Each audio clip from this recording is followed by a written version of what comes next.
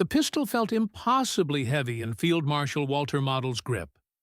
April 24, 1945. Trees surrounded him in this forest clearing between Duisburg and Lintorf. Germany lay in ruins around him. Behind him stretched the wreckage of what had once been Army Group B.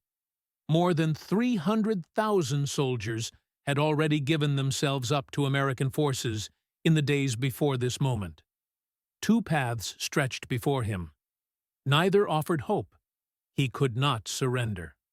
His oath forbade it. He could not watch Soviet forces devour his homeland. The choice was no choice at all. That single gunshot, echoing through the German woods, represented far more than one commander's final act. It marked the end of something unprecedented in military history. Something that would puzzle scholars for generations to come. Between March and May 1945, nearly 3 million German soldiers had walked into Allied custody. They crossed their own defensive lines. They abandoned prepared positions. They fashioned white flags from whatever cloth they could find. Bed sheets, tablecloths, torn uniforms. These men did not surrender because their ammunition was gone. They did not give up because their lines had crumbled. They did not capitulate because the war was clearly lost.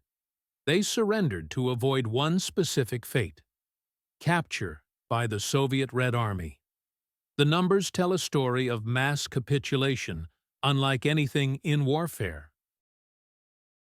From D-Day on June 6, 1944, until Hitler's death on April 30, 1945, over 2.8 million German soldiers gave themselves up to Western Allied forces. April 1945 alone saw 1.5 million surrenders. During the first half of that month, 39,000 Germans surrendered daily. In the final 16 days, that number climbed to 59,000 per day.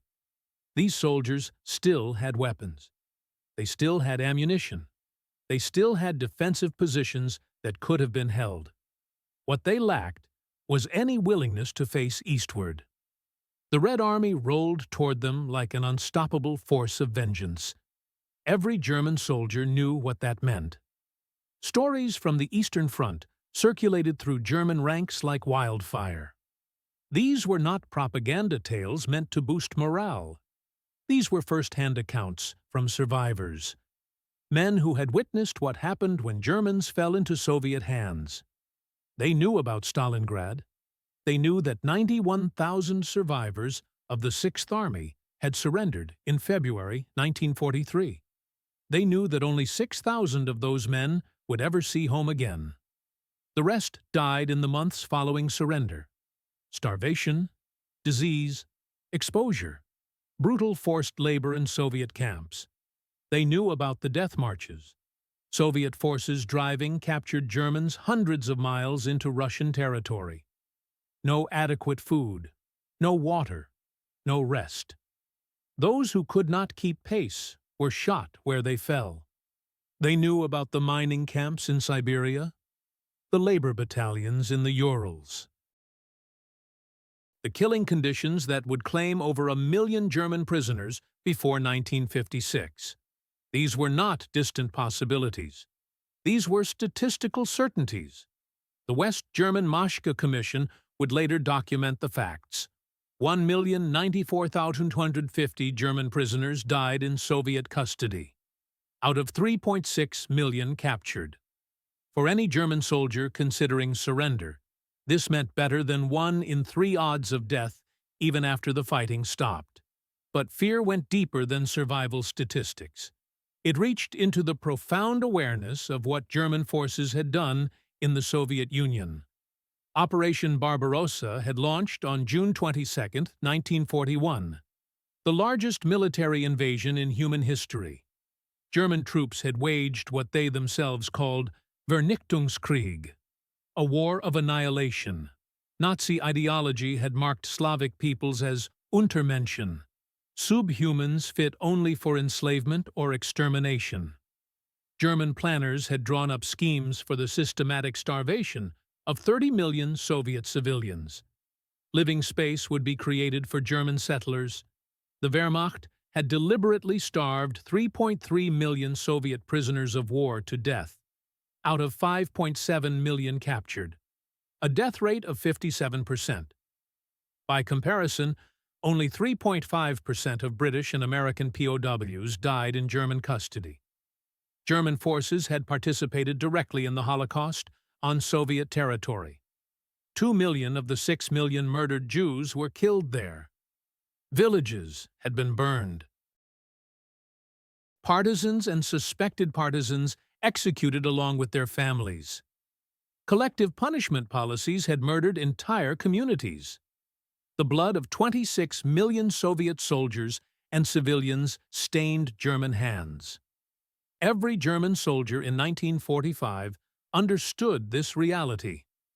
Whether or not he had personally pulled a trigger or lit a torch, they knew that when Soviet forces came for them, they came not merely as military adversaries, they came as instruments of righteous vengeance for crimes beyond counting. The contrast with American forces could not have been more dramatic. From the very first moments of contact, German soldiers encountered something that defied everything Nazi propaganda had told them about their enemies. American forces operated under explicit orders from Supreme Allied Commander General Dwight Eisenhower. They maintained strict adherence to international law regarding prisoners of war. Medical care was provided immediately. Adequate rations were distributed without delay. The wounded received proper treatment. Prisoners were not executed. They were not tortured. They were not subjected to forced labor in violation of Geneva Convention provisions. Word of American treatment spread through German lines faster than any official communication could travel.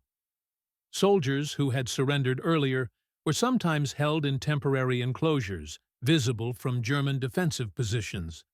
Their countrymen could see them, alive, relatively unharmed, receiving food and medical attention.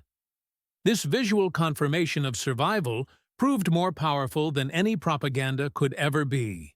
When the 317,000 men of the Ruhr Pocket began surrendering en masse between April 14th and 18th, 1945, many had made their calculations explicitly. They faced encirclement. Supplies were dwindling. Two choices remained. They could break out eastward toward German lines and Soviet pursuit, or they could head westward toward American positions. Field Marshal Model had dissolved Army Group B rather than formally surrender. This gave his men implicit permission to choose their own fate. The overwhelming majority walked west. The strategic calculation was not merely individual self-preservation. It represented a form of national self-preservation. By May 1945, thoughtful Germans understood a crucial reality. Their nation's survival depended on Western Allied willingness to permit German reconstruction rather than Soviet-style occupation and exploitation. The flood of surrenders in spring 1945 had begun taking shape months earlier. Military realities had made German defeat inevitable. After D-Day established the Allied beachhead in Normandy, the Western Front became a slowly tightening noose. By September, Allied forces had liberated France. By December, they stood at Germany's western border. The Battle of the Bulge provided only temporary setback. Meanwhile, on the Eastern Front, the Soviet juggernaut that had been building since Stalingrad ground inexorably westward. Operation Bagration launched on June 22, 1944, the third anniversary of Barbarossa. It destroyed German Army Group Center completely. Germany suffered between 400,000 and 450,000 casualties in 9 weeks, the largest German defeat in military history. By January 1945, Soviet forces stood on German soil in East Prussia. They had advanced to within 100 miles of Berlin. The German military found itself trapped in a strategic vice, compressed between two massive Allied armies. Manpower was exhausted. Industrial capacity had been crippled by strategic bombing. Fuel supplies were nearly depleted. But one crucial detail drove German soldiers to make their desperate choice. These two Allied armies represented two completely different futures for captured Germans. German leadership in early 1945 recognized this reality fully. They attempted to exploit it. Admiral Karl Dönitz assumed leadership of Germany after Hitler's suicide on April 30th. He pursued what historians would later call a strategy of successive partial capitulations in the West. His goal was explicit in captured German documents now held in the National Archives. Play for time. Bring as many Eastern military formations westward as possible. Surrender them intact to the British and Americans. Save them from Soviet or Yugoslav captivity. The Italian surrender came on April 29, 1945. Dönitz attempted to negotiate separate surrenders to Western Allied forces while continuing to fight the Soviets. Field Marshal Bernard Montgomery accepted the surrender of German forces in the Netherlands, Northwest Germany, and Denmark on May 4th. On May 6th, General Alfred Jodl arrived at Supreme Headquarters Allied Expeditionary Force in Reims. He offered to surrender all forces fighting the Western Allies while continuing to resist Soviet forces. General Eisenhower's response demolished this strategy completely. He threatened to close all Western lines to German soldiers. This would force them to surrender to the Soviets unless Germany agreed to unconditional surrender on all fronts simultaneously. Faced with this ultimatum, Jodl signed the unconditional surrender at 2:41 a.m. on May 7, 1945, at Reims. This ended the war in Europe. The Soviets, suspicious that they had been excluded from a separate peace, insisted on a second signing ceremony. This took place in Berlin-Karlshorst on May 8th, with Soviet participation. They considered this the official legal surrender. The Battle of Halbe provides perhaps the most dramatic illustration of German desperation to avoid Soviet captivity. From April 24th to May 1st, 1945, the remnants of the German Ninth Army found themselves trapped. Approximately 200,000 soldiers, plus tens of thousands of civilian refugees, were encircled by Soviet forces in a shrinking pocket southeast of Berlin. Their commander, General Theodor Busse, ordered a breakout attempt westward. The goal was American positions near the Elbe River. He knew that surrender to the Soviets meant likely death for his men. What followed was absolute carnage. Soviet artillery pounded the pocket mercilessly. Tanks crushed everything in their path. Infantry hammered the trapped Germans without respite. German forces fought with the energy of pure desperation, not to achieve military objectives, simply to break through the Soviet ring and reach the Americans. Approximately 30,000 German soldiers succeeded in breaking through to reach American lines. About one-third of those encircled.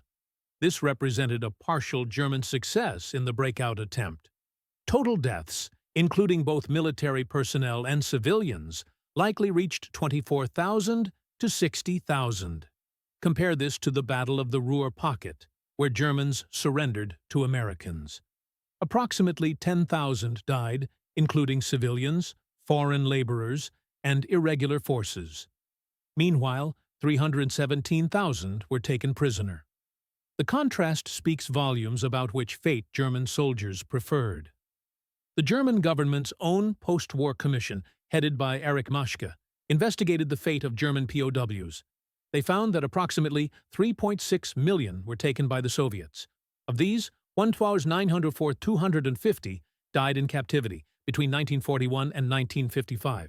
The commission documented that 549,360 died between 1941 and April 1945. Another 542,901 died between May 1945 and June 1950 after the war's end. These figures, derived from German records and Soviet archives, paint a picture of systematic mortality. The death rate in Soviet captivity exceeded 35%. For Germans held by the Americans, fewer than 1% died in custody. The men surrendering in spring 1945 did not have access to these precise statistics. But they understood the fundamental truth those numbers represented. Soviet captivity meant a high probability of death. American captivity meant a high probability of survival. Given that choice, millions walked west. The treatment German POWs received at American hands initially occurred under extraordinarily difficult circumstances.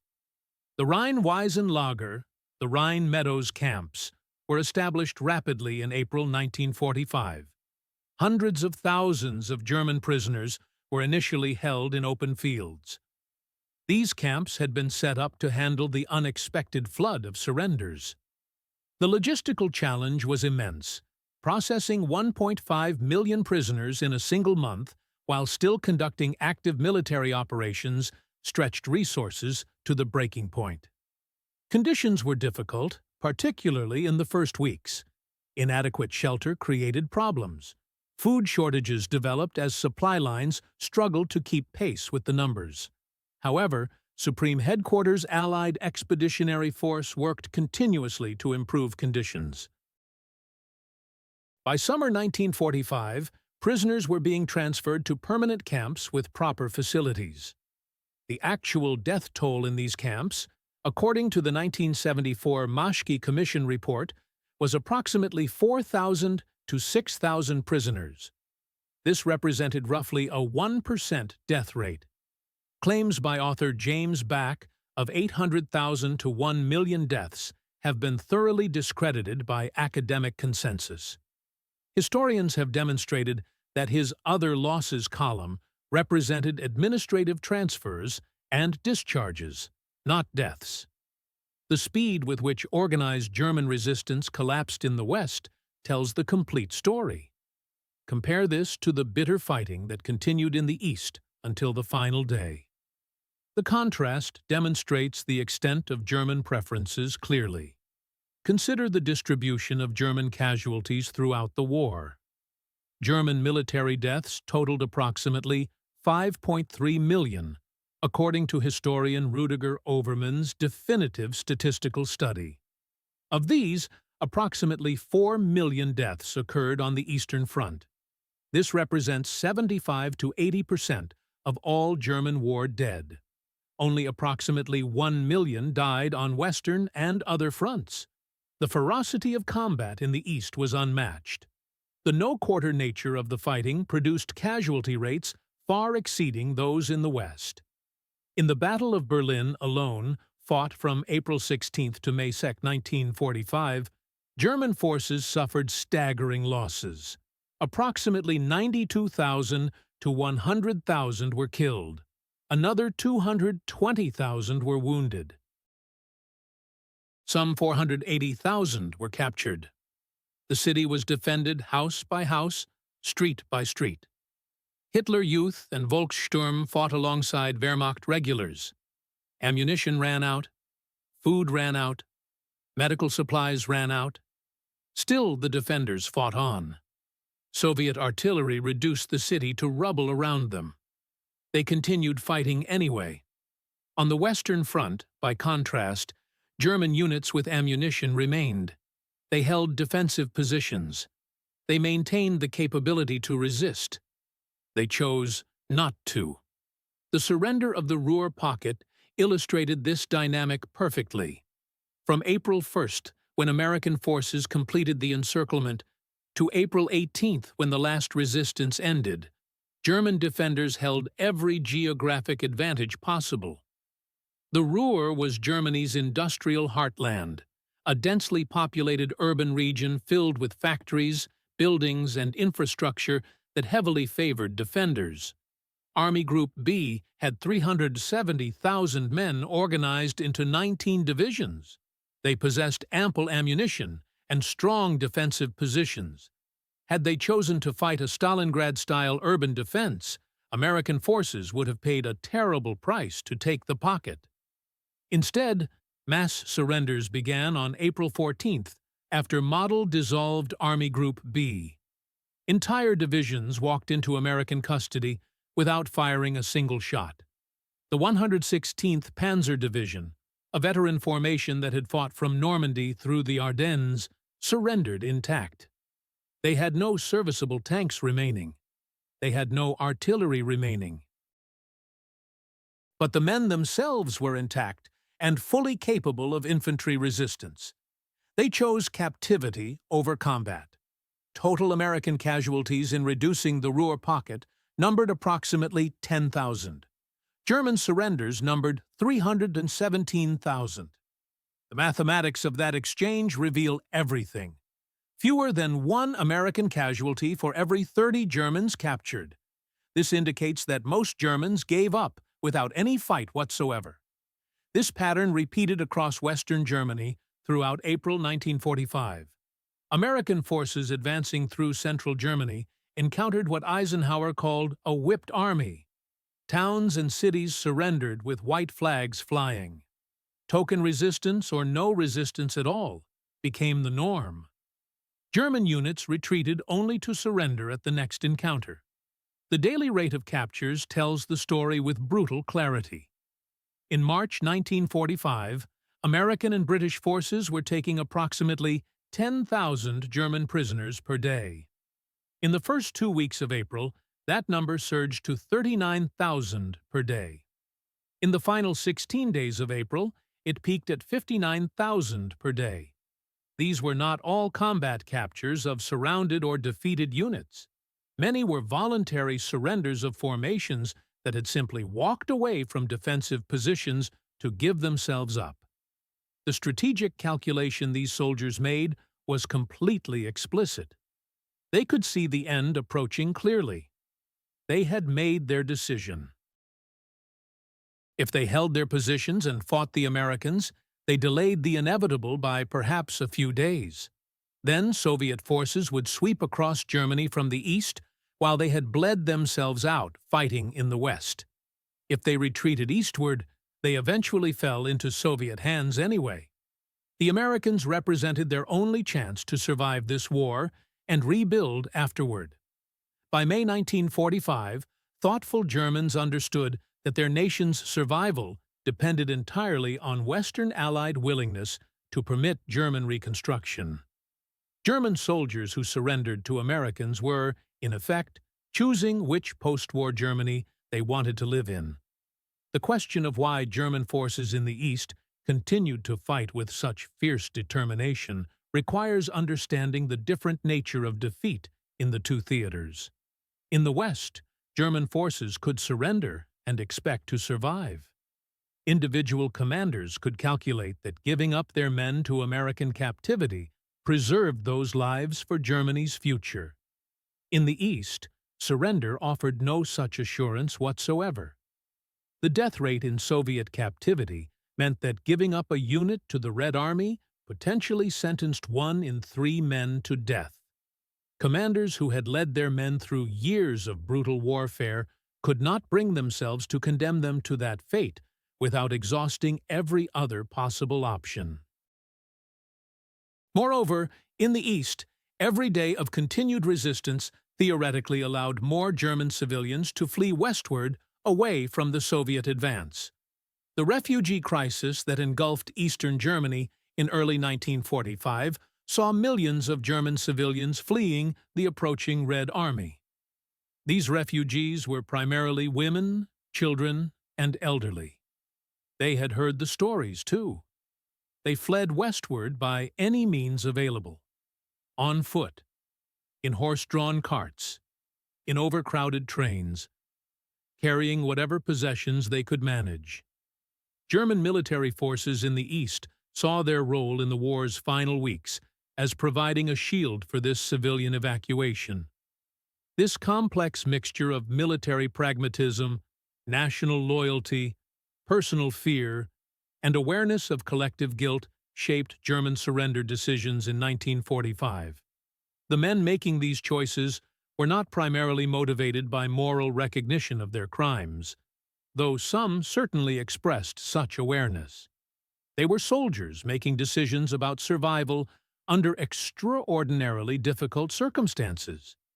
Their choice to surrender to Americans rather than Soviets reflected a rational calculation of which option offered the best chance of living through the war's end. That calculation was shaped by their knowledge of their own crimes on the Eastern Front and the inevitable Soviet response. It was shaped by their direct observation of American treatment of prisoners. It was shaped by their assessment of post-war realities. The final days of the war in Europe saw this dynamic play out with dramatic intensity. After the unconditional surrender was signed on May 7 and 8, 1945, German forces in some areas continued fighting briefly.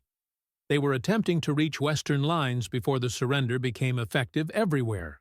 The Ruhr Pocket in Latvia, where Army Group North had been cut off since October 1944, surrendered to Soviet forces on May 9 after the grace period expired.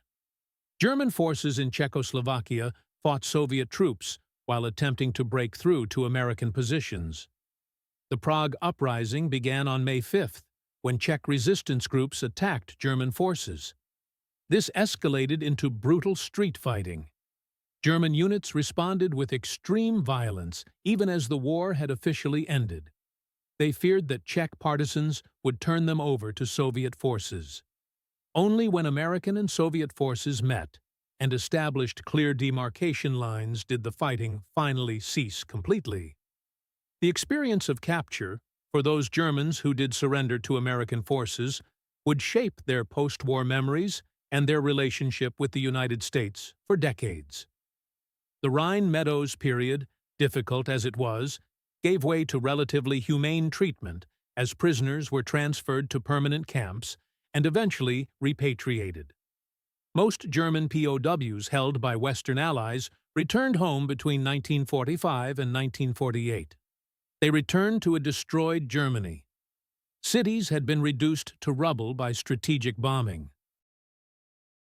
The economy lay in complete collapse. The nation was divided between occupation zones, but they returned alive. They married. They raised families.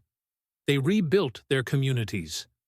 They became citizens of the Federal Republic of Germany in the West, or the German Democratic Republic in the East, depending on where they settled. Many became ardent supporters of Western democracy and the Atlantic Alliance.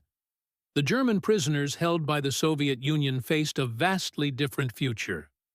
The approximately 480,000 captured during the Battle of Berlin and the million-plus taken in the final months on the Eastern Front entered a system designed to extract maximum labor before release. The Soviet Union had suffered staggering destruction during the war. 26 million dead, 1,700 cities and towns destroyed, 32,000 factories demolished. The German invasion had created an economic catastrophe that would take decades to remedy. Soviet authorities, while officially committed to Geneva Convention principles, prioritized reconstruction over prisoner welfare. German POWs became a forced labor force. They worked in mines, factories, construction projects, and agriculture. Conditions improved after the crisis years of 1945 to 1946, when famine threatened the Soviet Union, and prisoners barely survived on starvation rations. By 1947, mortality rates had declined significantly as the Soviet economy stabilized, but repatriation came very slowly. Most German POWs were released between 1947 and 1950, but the last did not return home until 1956, 11 years after the war's end. The legacy of these surrender decisions extended far beyond individual survival. The nearly 3 million German soldiers who surrendered to Western forces became the foundation of West German society in the post-war period. They returned home with direct experience of American military power, American organizational efficiency, American willingness to treat enemies according to established rules.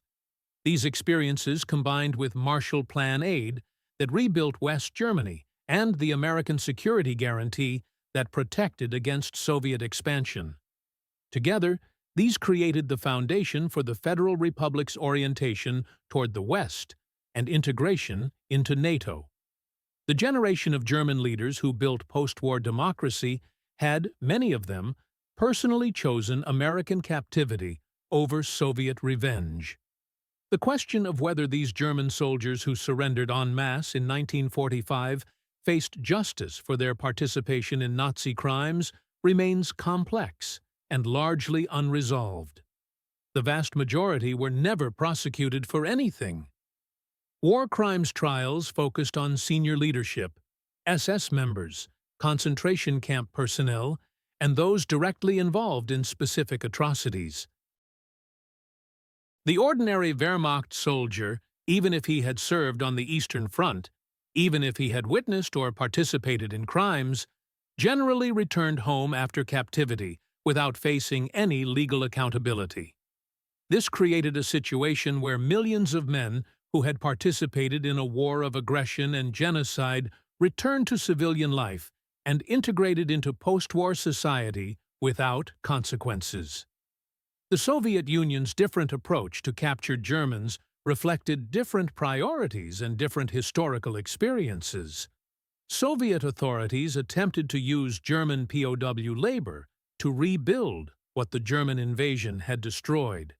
They held prisoners longer than Western allies. They worked them harder. They released them more slowly. The division of Germany into occupation zones, which hardened into the division between East and West Germany, meant that German soldiers' choices about surrender in 1945 often determined which Germany they would live in afterward. Those who surrendered in the West generally returned to West Germany. Those captured in the East generally settled in East Germany after release. Looking back across the decades, the mass German surrender of 1945 stands as one of the most dramatic military collapses in history. Remarkable not for its rapidity, but for its selectivity. German forces did not simply give up when defeat became inevitable. They gave up to specific enemies, while continuing to resist others with fierce determination. They made rational calculations about survival and acted on those calculations en masse. The nearly 3 million who surrendered to Western allies were voting with their feet and their weapons against continued Nazi resistance and against Soviet captivity. They chose survival over honor, the future over the past, American pragmatism over Soviet revenge. The final accounting of World War II in Europe thus includes this remarkable statistic. German military resistance collapsed completely in the West, where soldiers could surrender and expect to live. Fighting continued desperately in the East, where surrender meant possible death. The casualties reflect this asymmetry perfectly. German killed and wounded vastly exceeded prisoners taken on the Eastern Front. German prisoners vastly exceeded killed and wounded on the Western Front. The human cost of this divergence was immense. Every German soldier who died fighting the Red Army in 1945 was a man who might have lived if geography had placed him facing Americans instead. Every Soviet soldier who died in 1945 fighting Germans fell defeating an enemy who was simultaneously surrendering en masse in the West. For the Americans who received this flood of surrenders, the experience proved both validating and disturbing. American forces prided themselves on adherence to military law and proper treatment of prisoners. The mass surrenders confirmed that German soldiers recognized American discipline and fairness. Yet American commanders also understood exactly why Germans were surrendering to them. They knew about the Eastern Front in detail. They knew what German forces had done in the Soviet Union. They were fully aware that Germans were fleeing justice more than seeking mercy.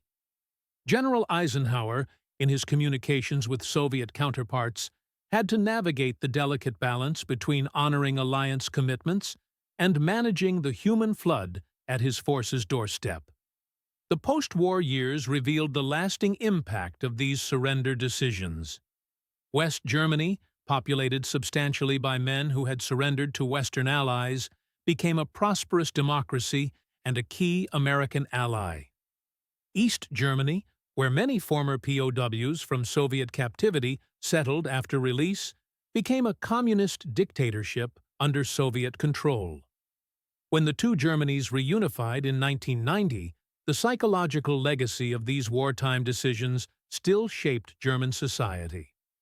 The Atlantic orientation of unified Germany, its commitment to NATO and European integration, its partnership with the United States, all rested partly on foundations laid when millions of German soldiers decided that Americans were enemies they could surrender to and survive. The story of why German forces surrendered in such massive numbers to Western allies rather than face the Soviets is ultimately a story of rational choice under extreme circumstances. The contrast between the fates awaiting prisoners in East versus West was stark and undeniable. Those who surrendered to Americans faced approximately a 1% chance of death in captivity. Those who fell into Soviet hands faced better than a 1 in 3 chance of never returning home. Given that choice, millions walked west without hesitation. The 480,000 German soldiers captured by Soviet forces during the Battle of Berlin had no such choice available to them. Surrounded in the capital, with no American army to surrender to, they fought to the last and then faced the fate their countrymen had spent months desperately trying to avoid. The soldiers who surrendered rather than fight to face Americans in final battle made a different calculation. Instead, they faced a future where Americans would be allies rather than enemies, where survival was possible, where Germany could rebuild from the ashes. They surrendered their weapons, but saved their lives. In the brutal calculus of war's end, they made the choice that 3 million men facing death would make. They walked toward those most likely to let them live. That this choice was available to them in the West, but not the East, explains the dramatic asymmetry of German resistance in 1945. It explains why the Western Front collapsed while the Eastern Front fought on with desperate fury. It explains why American forces took nearly 3 million prisoners while suffering relatively light casualties. It explains why Soviet forces had to fight for every mile, every city, every building, at tremendous cost in blood. The mathematics of Allied victory in Europe were written not just in battlefield tactics and strategic bombing, but in the fundamental difference between two forms of captivity. One offered survival. The other offered likely death. German soldiers, whatever their crimes, whatever their ideology, whatever their loyalty to the Nazi regime, understood this difference with crystal clarity. When given the opportunity, they chose to live. That choice, multiplied across millions of individual decisions in the spring of 1945, ended major German resistance in the West. It accelerated the war's conclusion. It shaped the post-war world in ways that persist to this day. The echo of those footsteps, millions of German soldiers walking west toward American lines with their hands raised in surrender, still reverberates through history. They were walking away from certain death and toward uncertain life. In that choice lay the seeds of everything that followed.